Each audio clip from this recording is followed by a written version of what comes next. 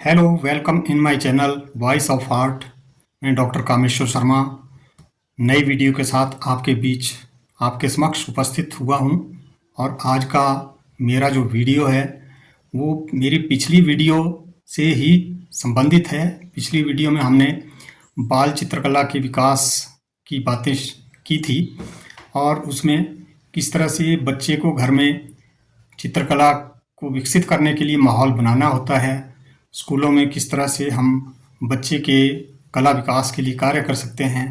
तो ये वीडियो आप लोगों के लिए विशेष होने वाली है क्योंकि इसमें बहुत सारी बातें हैं जो बच्चे की कला को विकसित करने के बारे में हमने पिछली वीडियो में शेयर नहीं की थी, लेकिन उसमें 7 अवस्थाओं का जिक्र हमने ज़रूर किया था कि बच्चे की कला को विकसित करने में उसकी 7 अवस्थाएं विद्यमान होती हैं। और हर्बर्ट रीड या पियाजे जैसे महान वैज्ञानिकों ने बहुत सारी बातें रखी हैं मनोविज्ञान में बच्चे की कला को लेकर के या बच्चे के विकास को लेकर के। लेकिन सामान्यतः हम जिन 7 अवस्थाओं की बात करने जा रहे हैं तो आप इन 7 अवस्थाओं के बारे में जानने के लिए तैयार हो जाएं, क्योंकि ये वीडियो आप सभी के लिए बहुत महत्वपूर्ण होने जा रही है। जहाँ तक बात है बच्चों के कला विकास की, वहीं पे जो प्रशिक्षु कला अध्ययन या कला के कोई कोर्स कर रहे हैं, कोई ट्रेनिंग कर रहे हैं, उन विद्यार्थियों के लिए भी ये वीडियो महत्वपूर्ण होने जा रही है। और इसके अतिरिक्त सबसे महत्वपूर्ण ये वीडियो उन अभिभावकों के लिए होने जा रही है जिनके बच्चे अभी छोटे हैं या स्कूल्स में पढ़ रहे हैं। तो अगर वो बच्चे चित्रकला में बेहद रुचि रखते हैं तो उन अभिभावकों के लिए ये वीडियो पूरी देखनी चाहिए, क्योंकि हो सकता है उनका बच्चा जो है आने वाले समय में बहुत बड़ा कलाकार बने, लेकिन उसकी भूमिका तैयार करने के लिए अभिभावकों का बहुत बड़ा रोल होता है। तो वे 7 अवस्थाएं कौन कौन सी हैं जो बच्चे के कला विकास में सहायक हैं। आइए हम उन 7 अवस्थाओं का वर्णन करते हैं। और आपने अगर वीडियो या मेरा channel voice of art subscribe नहीं किया है तो सब्सक्राइब ज़रूर करें, ताकि आप जो है बार बार मेरी इतनी महत्वपूर्ण बातें जो बच्चे के कला विकास को लेकर के हो रही हैं उनको ध्यान से समझ सके, सुन सके, देख सकें। तो आइए सबसे पहले हम बच्चे की कला के विकास में जो बातें सहायक हैं, तो आइए हम जानते हैं कि वो बच्चे के कला विकास के लिए 7 अवस्थाएं कौन कौन सी होती हैं जिनको हमें ध्यान में रखना जरूरी है। तो हम सभी जानते हैं कि जब बच्चा छोटा होता है, जब उसकी उम्र 0 से 1.5 वर्ष तक की होती है, तो वो तो सिर्फ चलना, उठना, बैठना, रोना, खाना, पीना, ये सब सीखना शुरू करता है। इन सभी गतिविधियों में भी धीरे धीरे सुधार होता है। तो इस अवस्था में बच्चा सिर्फ देखता है, अनुभव करता है कि ये दुनिया कैसी है, इसमें कौन क्या कर रहा है, कौन क्या बोल रहा है, उसी की जो है वो कॉपी करने की कोशिश करता है और उसमें सुधार करता जाता है। लेकिन जहाँ तक चित्र बनाने की आदत की बात है, वो शुरू होती है जब वो बच्चा 1.5 साल से ऊपर हो जाता है, 1.5 साल क्रॉस कर जाता है। 1.5 से 2 वर्ष के बीच की जो उसकी पहली अवस्था है चित्रकला के विकास की का पहला कदम कैसे शुरू करता है बच्चा, ये बड़ी सोचने की बात है और बड़ी लुभावनी स्टेज होती है ये। इसमें जो है बच्चा, इस अवस्था को बोलते हैं कीटम काटी की अवस्था, यानी कि स्क्रिबलिंग। स्क्रिबलिंग मतलब डोडलिंग। डोडलिंग क्या है?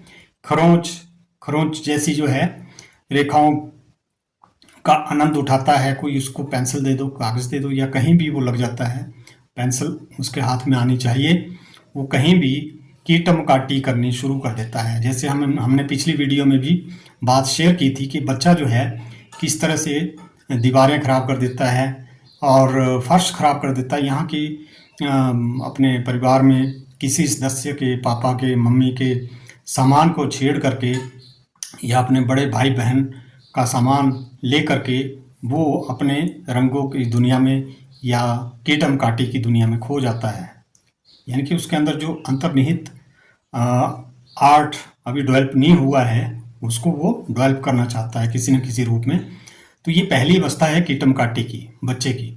इसमें सिर्फ डोडलिंग बच्चा करता है, हाथ में पेन आ जाए, स्केच पेन आ जाए, कोई पेंसिल आ जाए, तो वो जो है उसमें खरोंच लगाने लगता है, या ऐसे इस तरह से पेंसिल पकड़ेगा या इस तरह से पेंसिल पकड़ेगा, क्योंकि अभी तक उसको पेंसिल पकड़ने का भी पता नहीं होता है कि बच्चा किस तरह से पेंसिल पकड़ेगा। वो उसको सिखाना पड़ता है कि इस तरह से पेंसिल पकड़नी है, लेकिन फिर भी वो अपनी आदत को सुधारने में थोड़ा समय लेता है। 2 वर्ष तक वो सिर्फ उसी खरोंचा खरांची में लगा रहता है।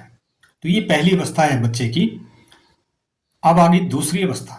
दूसरी अवस्था 2 वर्ष के बाद शुरू होती है और इसको योजनाबद्ध स्क्रिबलिंग हम कह सकते हैं। इस अवस्था को योजनाबद्ध स्क्रिबलिंग, यानी कि बेशक वो खरोंच लगाता है लेकिन उसको सिस्टेमेटिक ढंग से लगाने की कोशिश करता है। ठीक है, अगर खरोंचे लगानी है तो अब या खड़ी खरोंच लगाएगा या ऐसे थोड़ा सा प्रेशर, हाथ का प्रेशर जो है उसमें रखेगा और फिर खरोंच लगाएगा। कंट्रोल करना शुरू कर देता है हाथ को, थोड़ा वो कंट्रोल में हाथ को करने लगता है। तो इस तरह से बच्चे की कला की जो है शुरुआत होती है। और तीसरी जो स्टेज है, तीसरी स्टेज 4 साल से 7 वर्ष की आयु में रखी गई है। इसमें क्या है कि शुरुआती आकृतियां बच्चा बनाने लगता है। शुरुआती आकृतियां क्या? जो उसने पूर्ववत रेखाएं लगानी सीखी है, खरोंचे लगानी सीखी है, उसी को डेवलप होकर के वो जो है आकृतियां बनाने में लग जाता है। आकृतियां कैसे बनाएगा? रेखाओं की आकृतियां। रेखाओं की आकृतियां जैसे पेड़ बनाने के लिए सीधी लाइनें लगाएगा, ठीक है, 2 सीधी लाइनें लगा देगा, एक तिरछी लाइन लगाएगा, एक खड़ी लाइन लगाएगा, ठीक है। इस तरह से जो है वो पेड़ बना देता है। यानी कि एक रेखाओं के द्वारा उसने आकृति बनाने की शुरुआत कर दी है। तो ये बड़ा मनोरंजक टाइम होता है बच्चों का और सभी इसको एंजॉय करते हैं फैमिली में। बहुत आनंद आता है सबको, और सबसे ज़्यादा तो बच्चा खुद आनंदित होता है कि मैंने जो है इस तरह की आकृति बना ली है, और सबको दिखाता भी है कि ये देखो मैंने क्या बना दिया। तो बड़ा एंजॉयबल टाइम होता है। और ये अवस्था जो है इसमें बच्चे को बहुत कुछ सिखाती है। तो दोस्तों, आगे जो चौथी अवस्था है रेखा चित्र, यानी कि बच्चा ड्राइंग बनानी शुरू कर देता है। तो ड्राइंग कैसे बनाएगा? जैसे हमने बात की, पहली अवस्था, दूसरी अवस्था, तीसरी अवस्था, धीरे धीरे धीरे धीरे धीरे धीरे बच्चे की रेखाओं में सुधार आ रहा है। एज के हिसाब से उसकी ड्राइंग में थोड़ा सुधार आ रहा है। अब वो ड्राइंग करना शुरू कर देता है। जैसे उसने अब स्वतः ये समझ लिया है कि भाई पेड़ बनाना है तो लाइनों से काम नहीं चलेगा, इसमें पेड़ का तना बनाना है और फिर उसकी शाखाएं बनानी है, तब पेड़ बनेगा। अब ये बात बच्चे ने समझ ली। ये है मनोविज्ञान। ये जो बातें मैं शेयर कर रहा हूँ ये सारे बाल मनोविज्ञान के आधार पर ही हैं, और ये अभिभावकों को और उन प्रशिक्षुओं को समझनी आवश्यक है जो इसके अध्ययन में लगे हुए हैं। आर्ट एजुकेशन या कोई आर्ट का कोई कोर्स कर रहा है, चाइल्ड आर्ट के ऊपर कोई शोध कार्य कर रहा है, या बच्चों के अभिभावक हैं, इन सभी लोगों को जो है इन बातों को ध्यान में रखना होगा, जहन में रखना होगा कि किस तरह से बच्चे का विकास होता है और हम उसके अनुसार किस तरह से उसको सुविधाएं प्रदान कर सकते हैं। तो इस स्टेज में आपको पता है कि जब ड्राइंग बच्चा करने लगता है तो उसके बाद उसको रंगों की आवश्यकता पड़ती है। अब बच्चा ड्राइंग तो कर लेगा, उसकी तने की मोटाई बना ली उसने। कलर जबकि बच्चे को पहले से ही अच्छे लगते हैं। क्यों अच्छे लगते हैं? रंग सभी को आकर्षित करते हैं। लेकिन अभी जब बच्चे की आर्टिस्टिक डेवलपमेंट हो रही है, तो इसमें बच्चा ड्राइंग बनाने की कोशिश करता है। ये वही स्टेज है 7 से 9 वर्ष, जिसमें वो ड्राइंग करना शुरू कर देता है। और इसमें जब पेड़ बनाएगा तो उसके तने भी बनाएगा, तभी वो उसको लगेगा कि हाँ पेड़ बन रहा है। और फिर वो सबको दिखाता है, सभी एंजॉय करते हैं। फिर जो अगली स्टेज आती है बच्चे की, 5वीं स्टेज, वो है यथार्थवादी। शुरू में तो बच्चे ने रेखाएं लगानी शुरू की, खरोंचे लगानी शुरू की, फिर आगे धीरे धीरे धीरे धीरे योजनाबद्ध तरीके से उसको डेवलप किया अपने आप में, और फिर वो आकृतियां बनानी शुरू करता है, और उसके बाद वो ड्राइंग का रूप ले लेती, वही रेखाएं डेवलप होकर के ड्राइंग का रूप ले लेती है, पेड़ बना दिया। लेकिन अब इस स्टेज में बच्चा क्या देखता है कि पेड़ तो बना दिया, लेकिन ये असली नहीं लग रहा है। ये यथार्थवादी स्टेज है बच्चे की।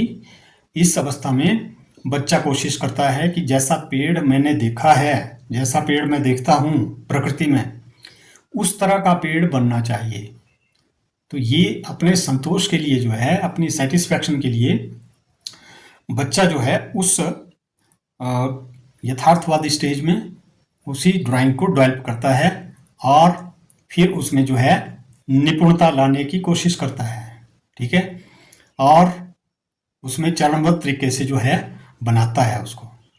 चरणबद्ध तरीका मतलब कि पहले रफ जो है रेखाएं लगा ली, फिर उसकी तने बनाए, पत्ते बनाए। ठीक है, और इस तरह से जो है वो रियलिटी प्रस्तुत करने की कोशिश करता है कि ये असली बन जाए।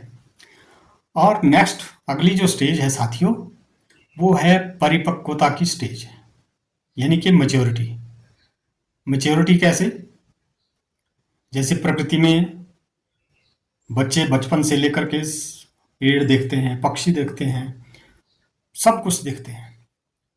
तो हम पेड़ का उदाहरण ले रहे हैं, तो पेड़ में जो है किस तरह की मैच्योरिटी आनी चाहिए बच्चे के इस अवस्था में। जैसे कि हम देखते हैं कि बच्चा जो है पेड़ बनाना सीख चुका है, लेकिन पेड़ के तनों के एंगल्स को बच्चा ध्यान से देखता है। कहीं टूटा हुआ है, पेड़ का तना अगर कहीं टूटा है तो उसको टूटा हुआ बनाएगा, बनाने की कोशिश करता है और बनाता है। फिर उसके पत्ते भी बनाता है, और विवरणात्मक रूप उसको देता है। विवरणात्मक उसमें डिटेल वर्क करता है, असली लगाने के लिए वो उसमें पत्ते लगाता है। ठीक है, और फिर उसमें रंग भरता है। तो इस तरह से जो है ये अवस्था बच्चे की डेवलपमेंट के लिए बहुत ही महत्वपूर्ण है, क्योंकि अब जो है बच्चा किशोरावस्था में पहुंच रहा है, और किशोरावस्था में बच्चा प्रकृति के बारे में, समाज के बारे में जानना शुरू कर देता है, परिवार के बारे में जानना शुरू कर देता है। जिस तरह से एक परिवार होता है कि माता पिता होते हैं, उसके फिर आगे बच्चे होते हैं, उसके आगे फिर बच्चे होते हैं, और सामाजिक जो घटनाएं हैं उनसे भी खूब परिचित हो जाता है। यानी कि अगर किसी समाज में कोई दुर्घटना हो जाती है तो बच्चा उसका पूरा अनुभव लेता है। किसी फैमिली में किसी की डेथ हो जाती है तो उस परिवार का एक मेंबर कम हो गया। ये सारी बातें अनुभव की बातें हैं जो इस स्टेज में बच्चा अनुभव कर लेता है। और इसी तरह से जब पेड़ की बारी आई उसकी ड्राइंग की, तो तना जो टूटा है या टूट चुका है उसकी ड्राइंग में परिपक्वता लाने की कोशिश करता है कि टूट गया है, इसको टूटा हुआ ही दिखाना है। और ये 6 अवस्थाएं जो मैंने शेयर की हैं, पहले कीटम काटी की अवस्था, दूसरी योजनाबद्ध खरोंच की अवस्था, तीसरी शुरुआती आकृतियों की अवस्था, चौथी रेखा चित्र की अवस्था, 5वीं यथार्थवादी चित्रण की अवस्था, और छठी जो है परिपक्वता की अवस्था। तो ये 6 अवस्थाएं कवर हो गई, बच्चे के अंदर डेवलप हो गई। और फिर आती है कलात्मक विकास। बच्चे का कलात्मक विकास किस तरह से होता है। ठीक है, ये सारी चीज़ें बच्चे ने सीख ली। रेखाएं लगानी, रेखाओं से सिंबॉलिक वस्तुएं बनानी, जैसे ट्रायंगल से पेड़ बना दिया, और फिर उसमें जो है डिटेल वर्क डालना शुरू कर दिया। तने बनाए, उसकी पत्ते बनाए, और उसमें यदि कोई ब्रांच पेड़ की टूटी है तो उसको टूटा हुआ बना दिया। इस तरह से जो है बच्चे को अनुभव हो जाता है कि जिस तरह से हम समाज में रहते हैं, परिवार में रहते हैं, वैसा ही पेड़ भी एक परिवार का ही रूप है, समाज का ही एक अंग है। यानी कि परिवार, इस नेचर को, इस प्रकृति को बच्चा अपने समाज का, अपने पर्यावरण का एक अंग मान लेता है। उसको वो समझ जाता है कि इस नेचर से हमें क्या लाभ हैं, क्या हानियां हैं। तो इसलिए उसको जो है उसके अंदर मैच्योरिटी आ जाती है, परिपक्वता आ जाती है। उसी तरह से उसका मन और शरीर कार्य करना शुरू कर देता है। एक शोरावस्था की अवस्था है। और आगे जो अंतिम अवस्था है कलात्मक विकास की, वो है 14 साल से ऊपर के जो बच्चे हैं, उनमें एक परिपक्वता होने के साथ साथ एक निपुणता की डेवलपमेंट हो जाती है कि जो चित्र वो बनाते हैं उसमें परफेक्टनेस, क्योंकि लगातार अभ्यास के बाद जो है इस स्टेज तक बच्चा पहुंचता है, और इस स्टेज में वो एक परिपूर्ण चित्र बनाना शुरू कर देता है। उसको ड्राइंग का ज्ञान है, उसको रंगों का ज्ञान है, उसको रेशो प्रोपोर्शन का ज्ञान है। ये सारे अनुभवों के साथ एक परफेक्ट ड्राइंग बनाने की कोशिश करता है और बनाता है।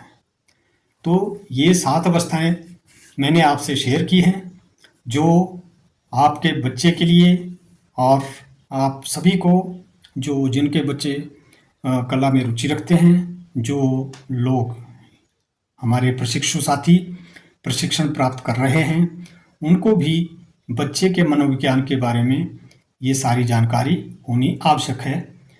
इसके अलावा आप बाल मनोविज्ञान की पुस्तकें पढ़ सकते हैं, उनका अध्ययन कर सकते हैं कि शारीरिक विकास के साथ साथ बच्चों की चित्रकला का विकास कैसे होता है, उनका मानसिक विकास कैसे होता है। तो ये सारी चीज़ें जो है हमें अध्ययन करनी चाहिए। चाहे किसी पुस्तक से अध्ययन कर सकते हैं, आज के समय में आप मोबाइल कंप्यूटर के माध्यम से इंटरनेट पे स्टडी कर सकते हैं, लेकिन इतना समय नहीं हो पाता, इसलिए ये वीडियो जो है आपके लिए बहुत ही महत्वपूर्ण है। और मुझे उम्मीद है कि आप मेरी इस वीडियो का ज़रूर लाभ उठाएंगे और बच्चों की चित्रकला के विकास में इन 7 अवस्थाओं को ध्यान में रखते हुए उन्हें सुविधाएं और शिक्षा प्रशिक्षा को अमली जामा पहनाएंगे और उन्हें सही मार्ग देने की कोशिश करेंगे, ताकि वो अपने जीवन में स्वावलंबी बन सके और निपुण बन सके। क्योंकि आज कौशल का समय है और टेक्नोलॉजी इतनी हाई हो चुकी है कि हमें आधुनिक टेक्नोलॉजी से जो है रूबरू होना चाहिए, और वो बहुत सारी चीज़ें हमें फॉलो भी करनी चाहिए। जो आधुनिक तकनीकें हैं उनको अपने जीवन में उतारते हुए हमें जो है आगे बढ़ना चाहिए।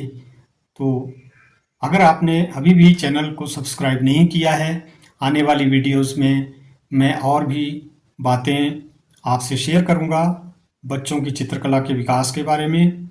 ये सिर्फ एक लेक्चर नहीं है, बल्कि बच्चे के भविष्य की बात है जो बहुत आवश्यक है।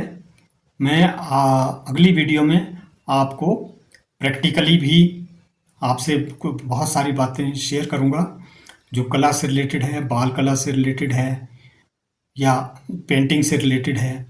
तो आप मेरे चैनल से ज़रूर जुड़े रहें, सब्सक्राइब ज़रूर करें, ताकि आप मेरी सभी वीडियोस का पूरा लाभ उठा सकें। थैंक यू, धन्यवाद।